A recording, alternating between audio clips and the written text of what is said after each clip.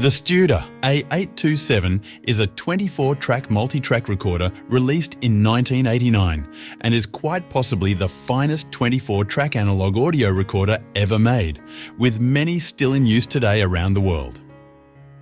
Studer tape recorders have been responsible for many classic recordings, from the Beatles' Sgt. Pepper's Lonely Hearts Club Band on a Studer J35 at Abbey Road, to Daft Punk's Random Access Memories album in more recent years, on which a Studer A827 was in fact used.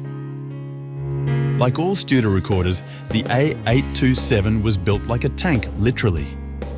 Shipping weight is significant at 230 kilograms. Studer built their recorders to last, to survive the daily grind in a studio shuffling tape back and forth all day, and in the case of the A827, that means spinning heavy 5-kilogram tape reels with precision. Ultimately, it comes down to sound quality, and with the A827, it is as good as it gets.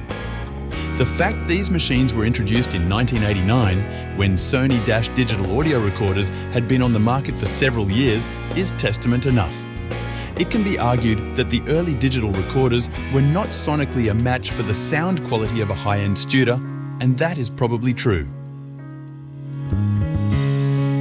Even today, the Studer is very highly regarded by studio professionals. Sure, no one likes the maintenance these recorders require, but the sound is still superb on a well-aligned and maintained recorder.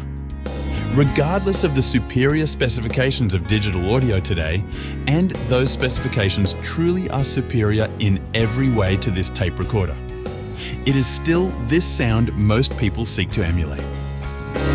The Studer was a fairly low noise machine, with average signal-to-noise ratios of around 65 to 70 dB. But most machines were used with external noise reduction systems.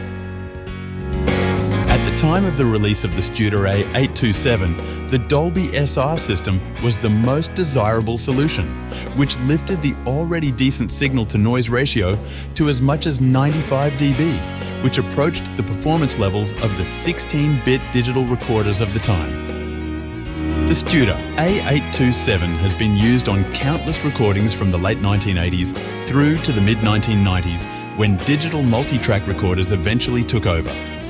It represents the pinnacle of analog recording and highlights Studer's commitment to audio excellence like no other machine they have ever made.